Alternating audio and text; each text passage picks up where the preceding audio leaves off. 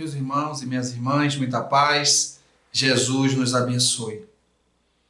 Aconteceu um fato essa semana e eu gostaria de compartilhar com vocês. Nós tínhamos agendado para o tema do vídeo de hoje a transfiguração.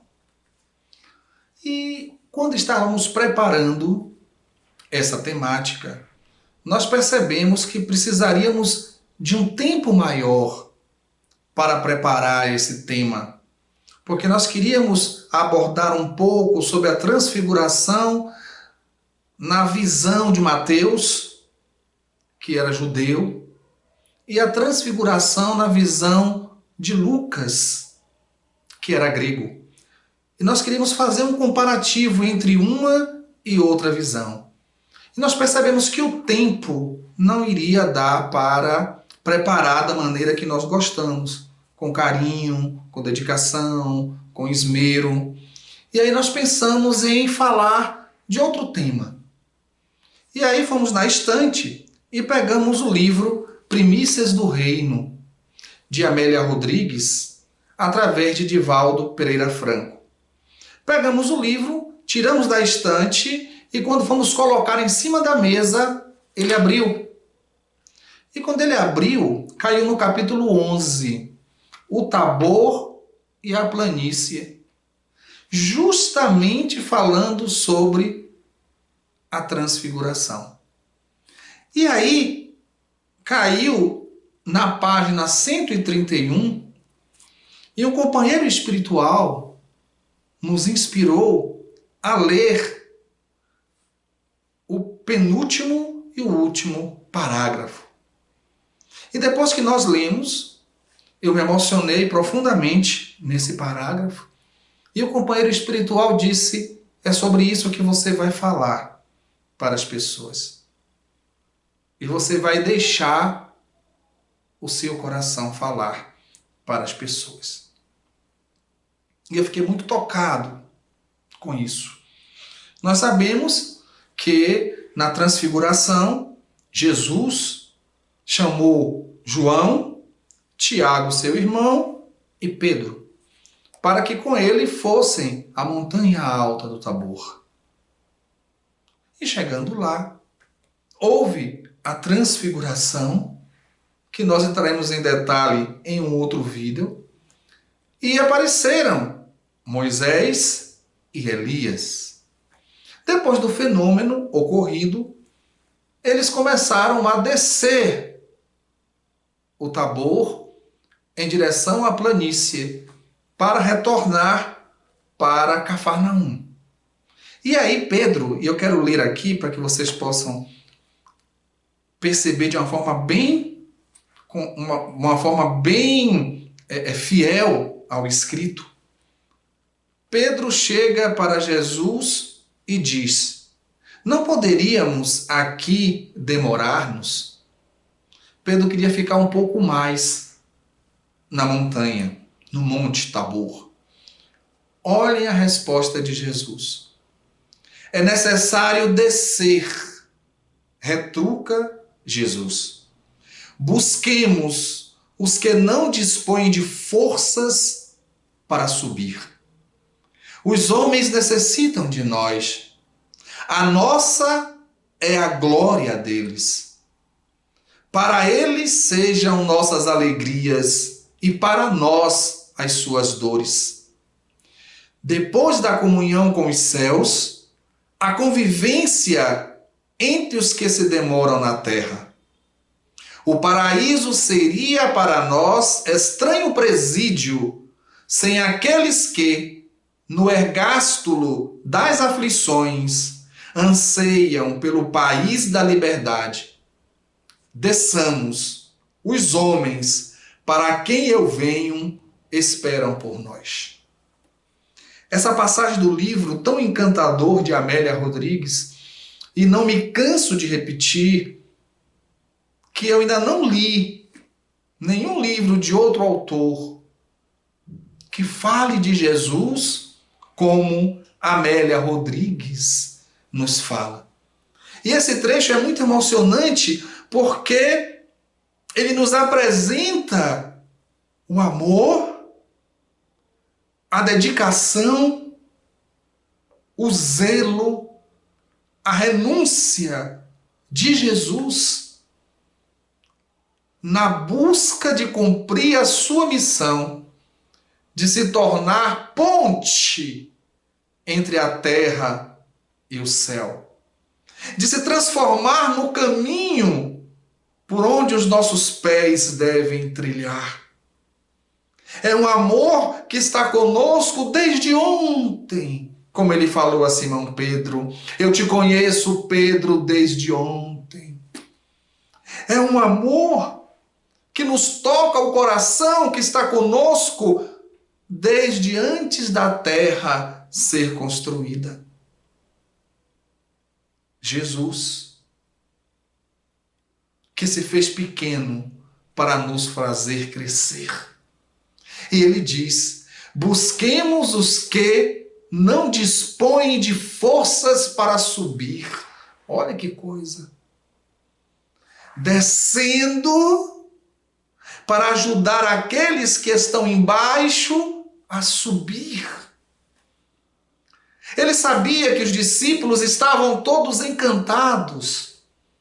Eles estavam deslumbrados com a visão da espiritualidade que se fez presente, com a transfiguração da figura de Jesus, com a presença de Elias e de Moisés. Eles estavam encantados e embevecidos e não queriam descer. Pedro: Senhor, não dá para a gente ficar mais um pouco aqui? E Jesus diz: não. Busquemos os que não dispõem de forças para subir.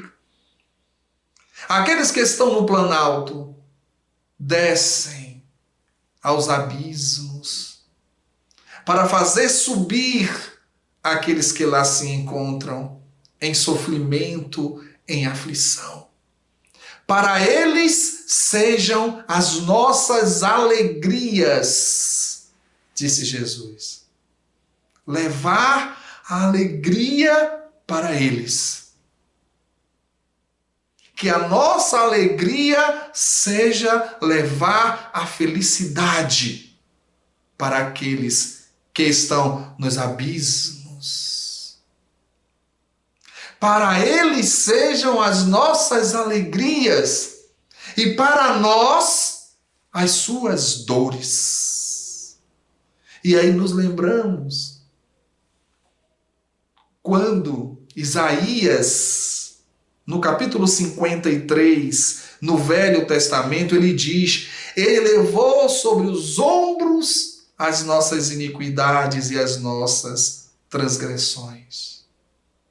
Ele carregou as nossas dores. Então, por isso que ele afirmava para os 3 discípulos que estavam aqui, que estavam lá com ele: para eles sejam as nossas alegrias e para nós as suas dores.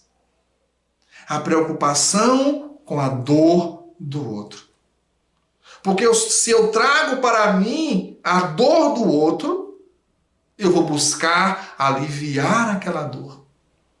Se eu sinto a dor do outro como se fosse a minha dor, eu vou buscar aliviar essa dor. E Jesus continuava: depois da comunhão com os céus, a convivência entre os que se demoram na terra. E é interessante, porque muitas vezes nós desejamos o céu. Nós desejamos as altiplanuras. Nós desejamos as esferas mais elevadas.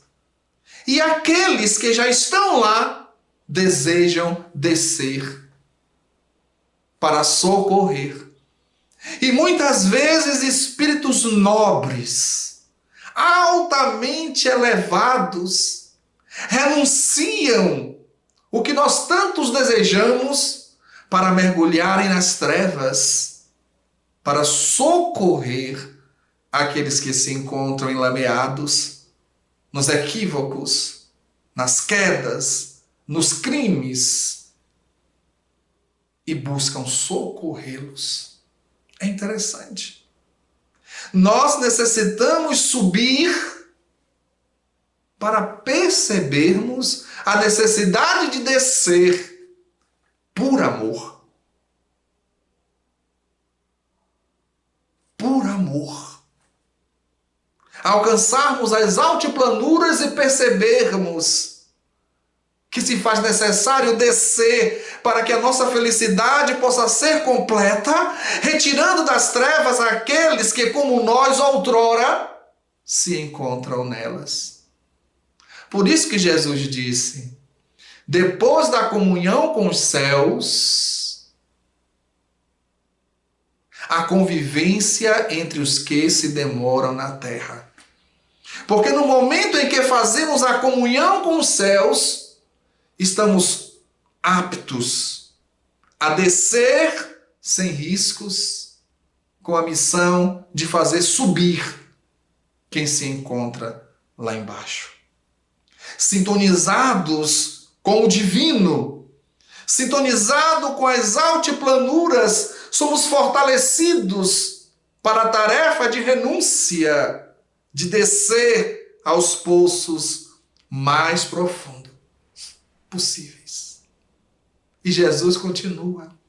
O paraíso seria para nós estranho presídio, sem aqueles que, no ergástulo das aflições, anseiam pelo país da liberdade.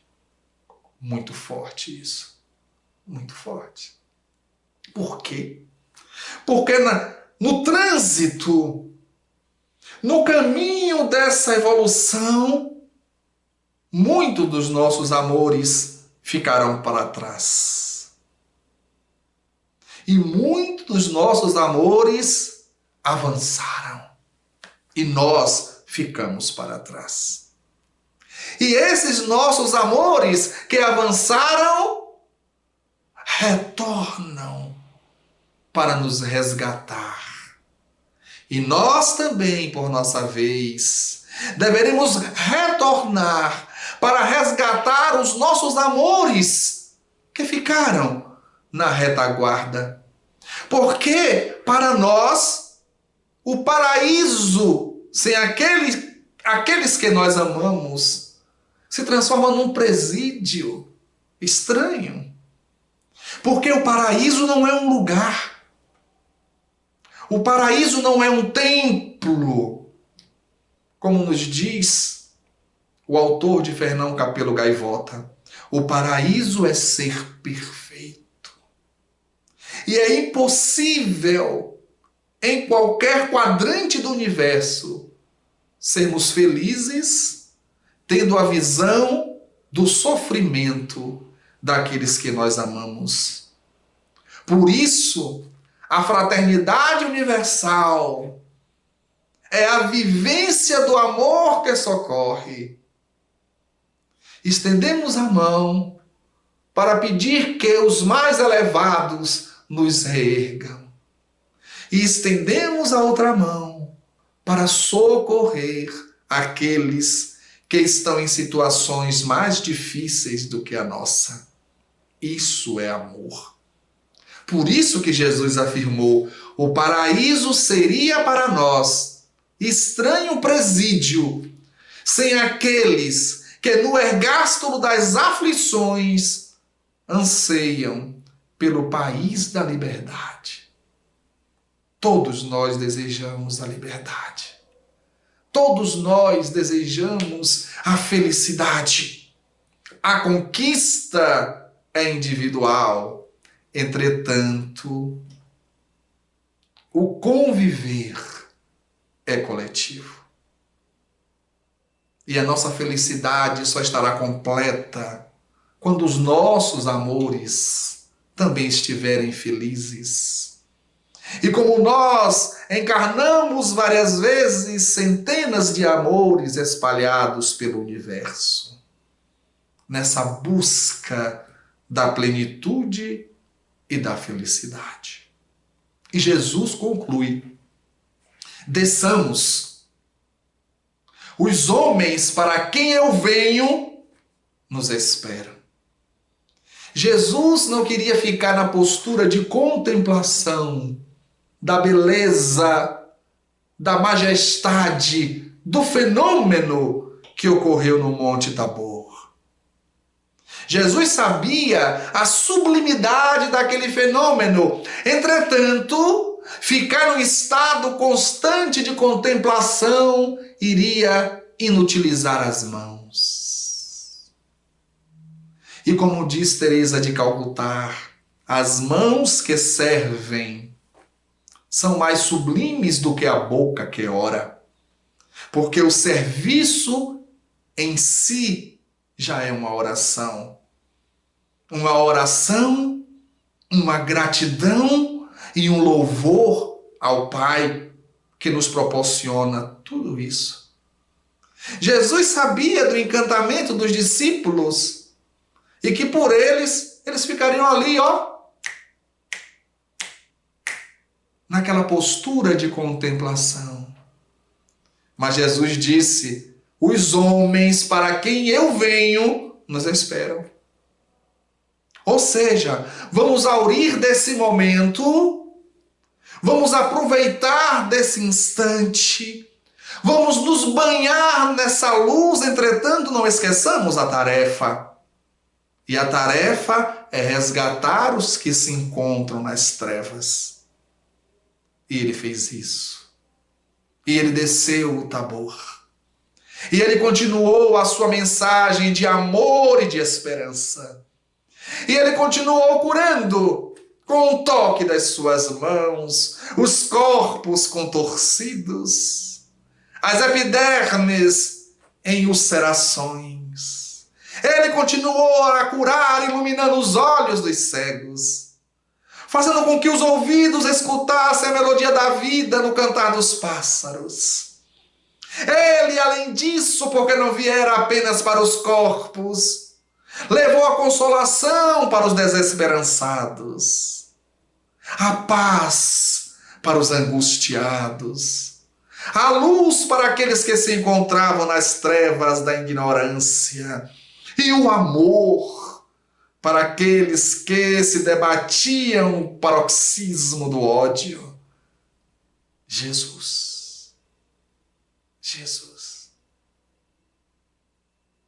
A luz que desceu do céu à terra para nos conduzir da terra aos céus. Como disse Amélia, o Tabor e a planície, o cume e o abismo, a criatura humana que se debate, espíritos em fases diversas de evolução, todos em busca do Pai, da felicidade.